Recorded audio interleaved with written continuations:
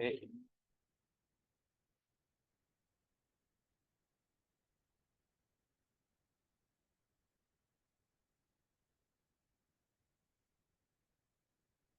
All right. Good morning, everyone. Good to see you guys. Caption.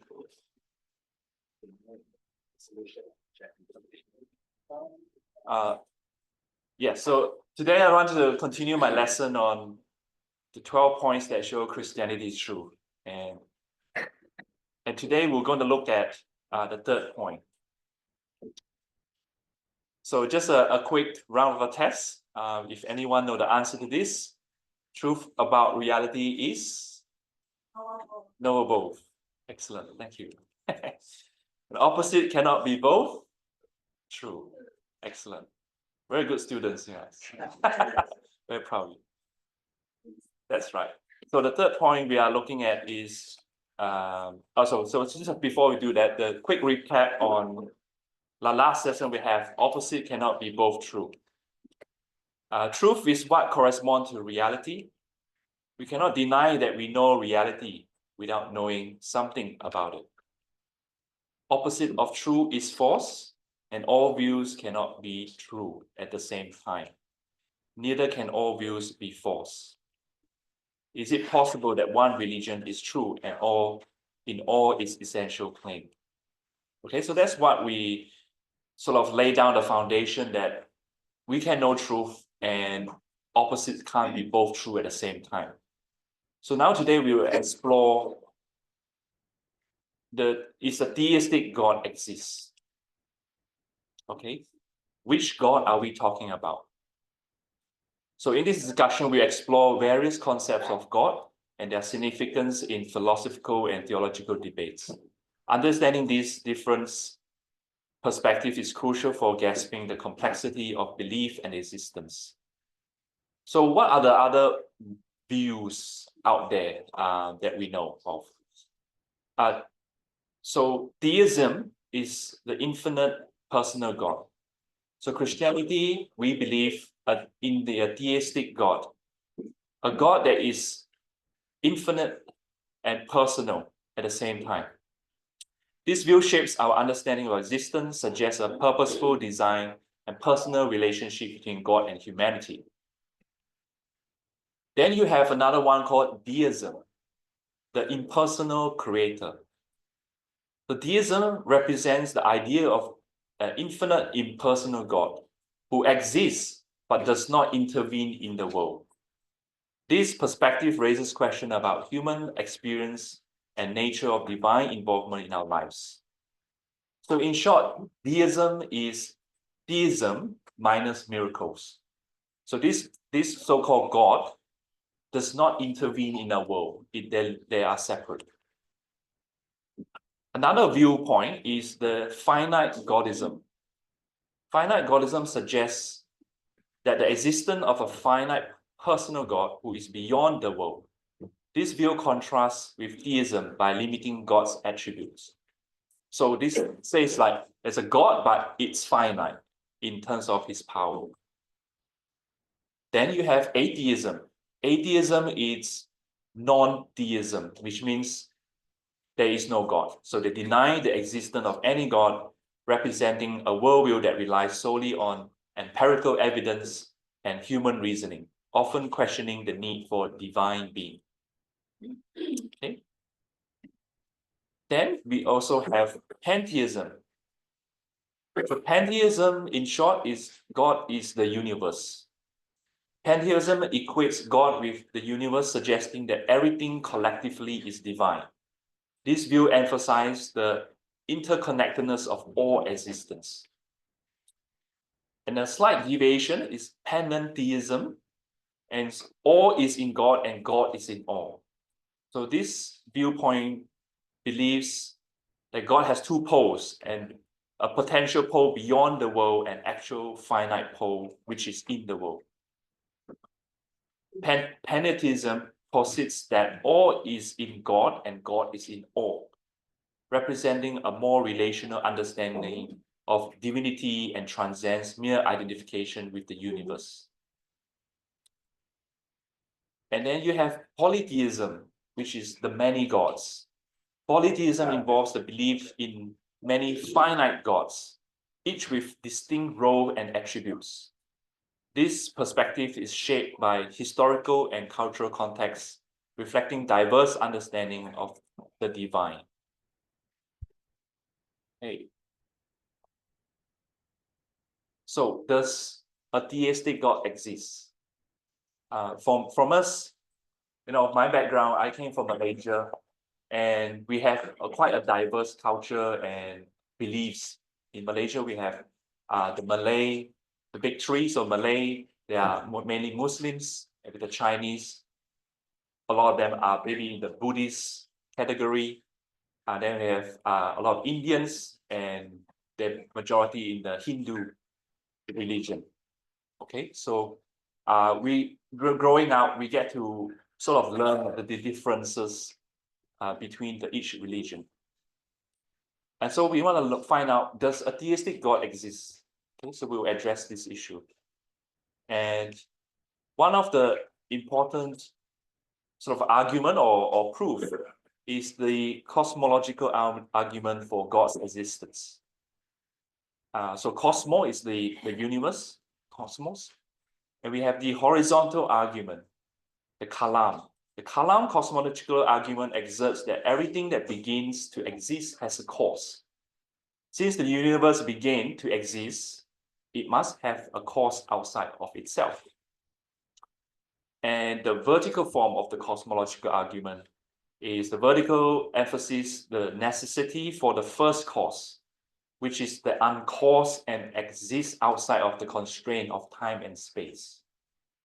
Okay, there's a lot of big words here, but essentially something must exist to create something, right? Nothing cannot create something. You gotta be there, something to create something. The teleological argument for God existence. Okay, this is another way of showing that there possibly a theistic God that exists.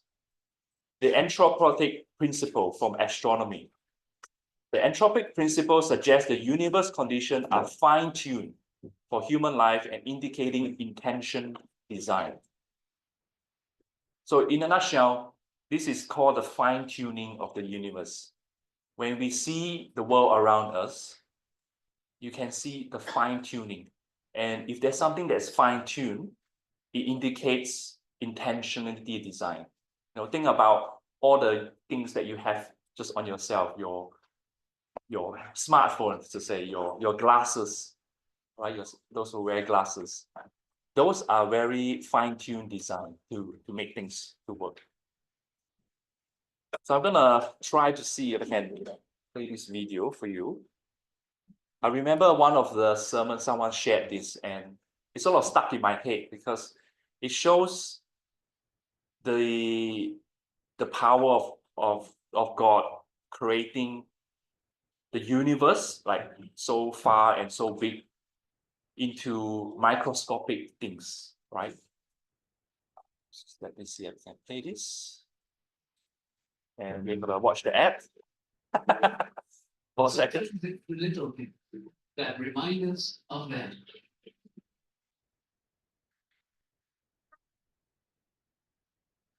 Okay.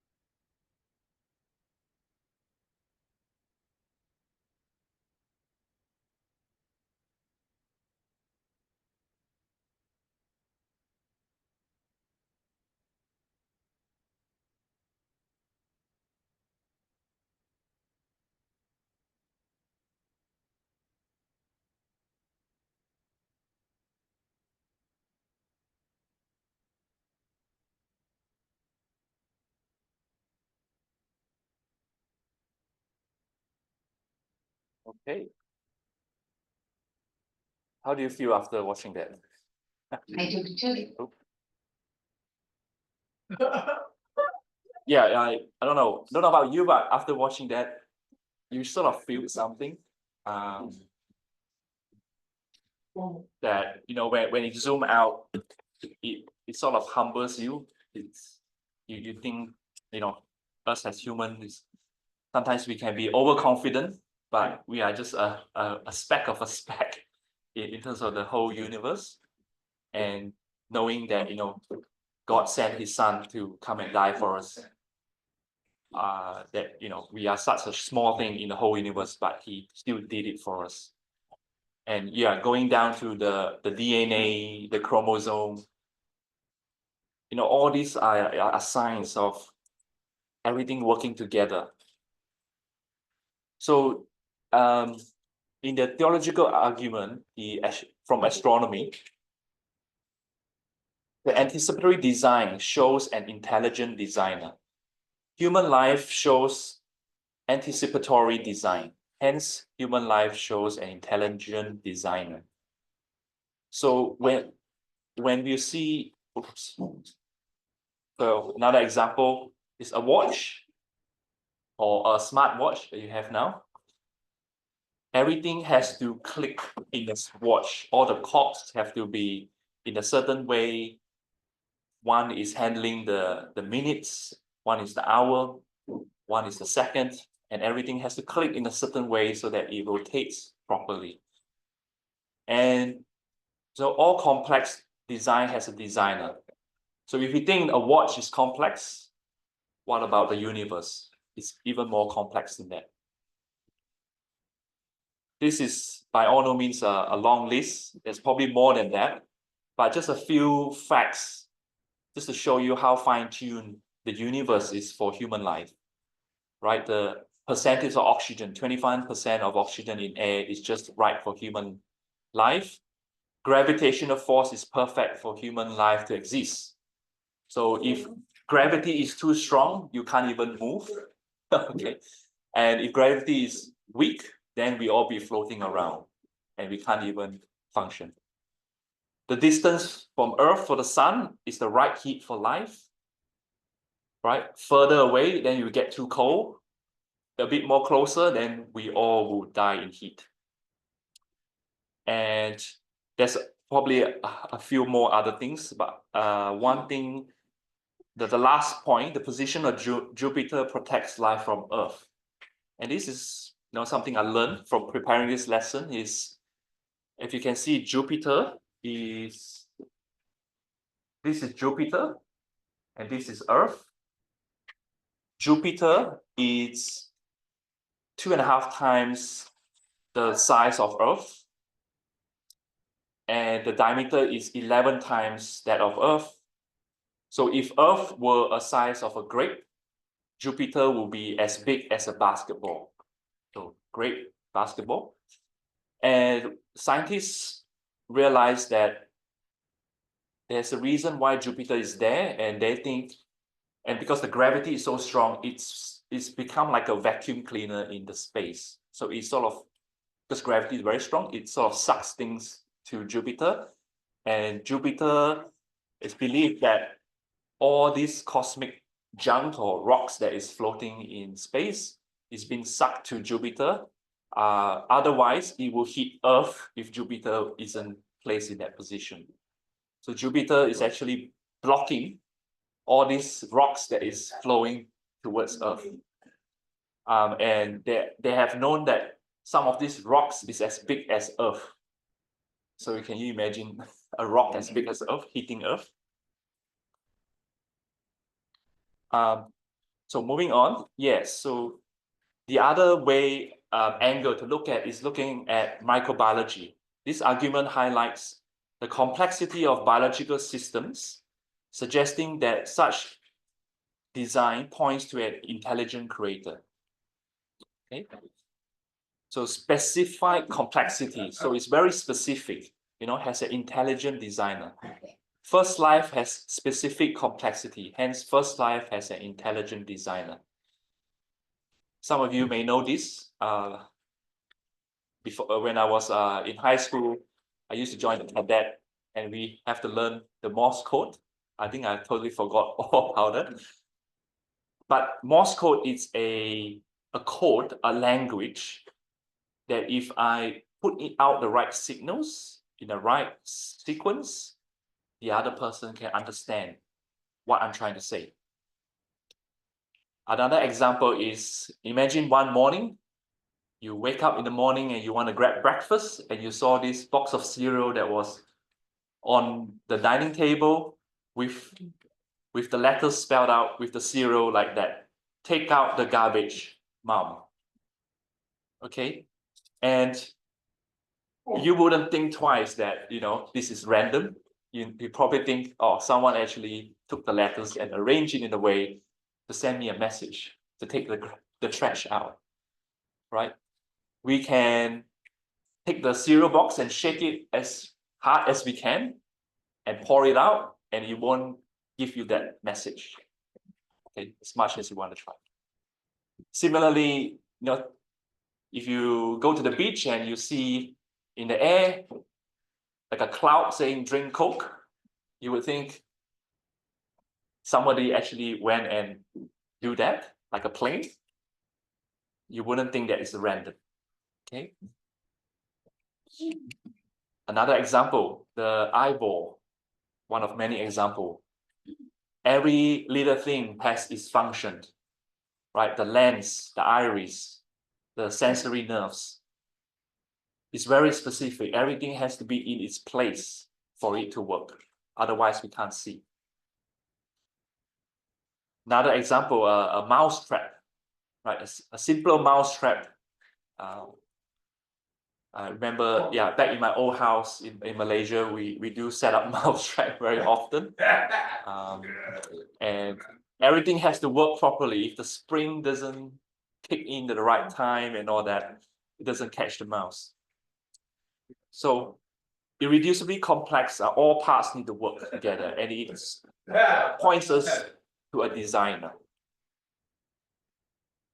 Okay, and next one we're looking at is biological elements from specified complexity. Specified complexity argues that complex structure cannot rise by chance, implying the need for a designer. So again, irreducibly complexity has an intelligent designer. First Life has irreducibly complexity, hence First Life has intelligent designer. Going back to that DNA that we sort of looked at the video just now, who designed the genetic code, right? It's basically just 4 letters, really. A for adenine, T thymine, C cytosine, and G guanine. There's only 4 letters in our DNA, but it's arranged in a way that it can store all those information on how to make a heart, how to make an eyeball, how to make your lungs. Everything is stored in that code. So if it doesn't have a designer to design that, what is, right? Again, it's better to show you a video than me explaining it. Some facts about DNA. I can play this.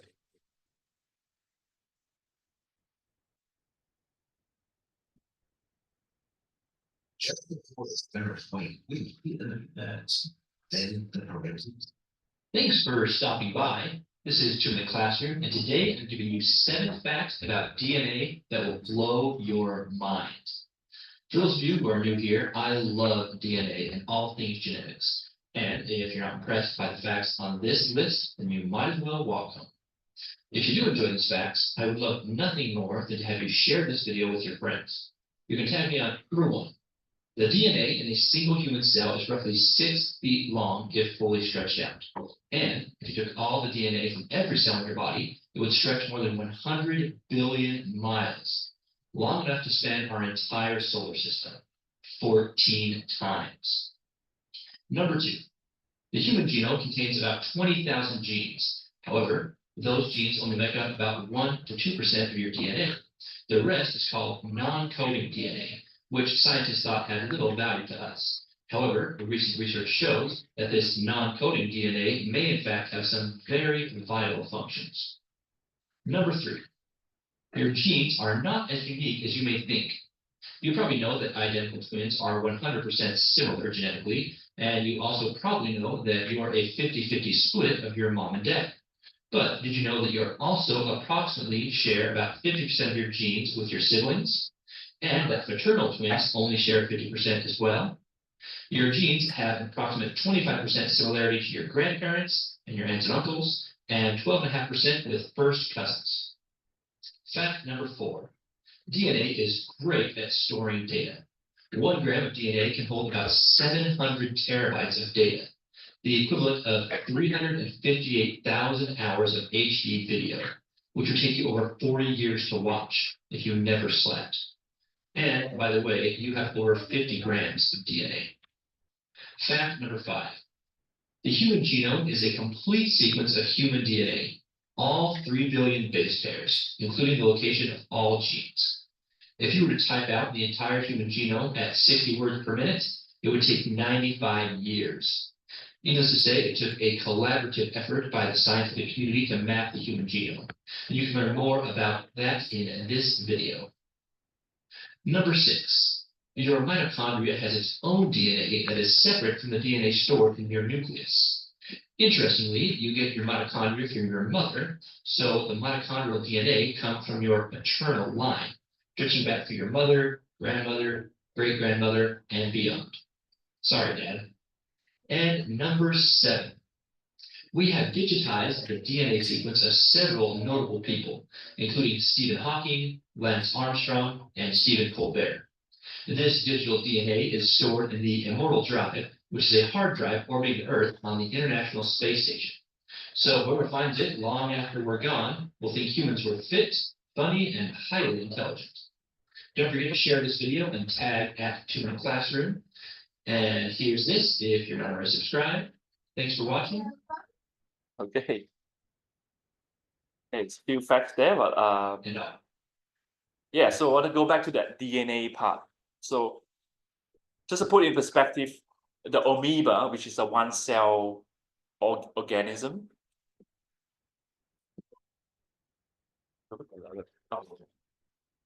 So yeah, amoeba, which is a one-cell organism, has 1,000 sets of encyclopedia in its DNA, right? And that's just one cell. So imagine a human being has a lot more than that. So I hope that's I got more to part 2 to this, but I hope just the basically takeaway message is if there's a fine tuning, right? If you can see there is specificity, anticipatory in something, in complexity, it points to a design, right? And again, back to the previous 2 points, truth is correspondent to reality. Whatever we see with the designer, it actually corresponds to reality. This is what we actually deal with day to day, right? And so that gives us a sign that we are closer to the truth. Okay, so in summary, I just want to give you a few scriptures to think about. Thank you, Earl, for reading those long chapter 1. And there are people who, and their entire career is just to study Genesis chapter 1. There's so much in there. So Genesis chapter 1, in the beginning, God created the heavens and earth. Romans chapter 4, verse 17. God gives life to the dead and calls into existence things that do not exist. So another clue in the Bible, right? God can call things into existence or things that do not exist. God is possibly the uncaused first cause. 1 Corinthians chapter 8, verse 6. Yet for us there is one God, the Father, from whom all things and for whom we exist, and one Lord Jesus Christ, through whom are all things and through whom we exist. Thank you. I'll pass it back to Earl.